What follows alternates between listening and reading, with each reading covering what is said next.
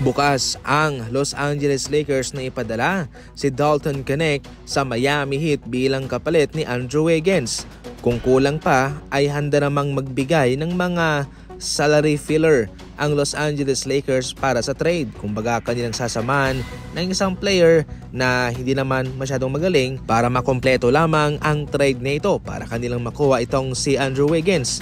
Pero naninindigan rin po sa kabilang banda itong Miami Heat na dapat isang future first round pick ang kanilang makukuha. Kay Dalton Knecht pa lang bilang center ng package ng Lakers ay maling-mali na sila sapagkat mababa na nga ho ang value ni Dalton Knecht. Pilit na iisahan dito ng Los Angeles Lakers itong Miami Heat mga idol, pero alam nila kung ano ang tunay na kalagahan nitong si Andrew Wiggins. Kahit na hindi man naging smooth ang kanyang mga naging kontribusyon sa Miami Heat simula nang siya'y maitrade doon, ay hindi naman maitatanggi na malaki ang kanyang magiging impact sa isang kupunan katulad ng Los Angeles Lakers. Remember na hindi na siya kinakailangan na mag-contribute ng maraming puntos.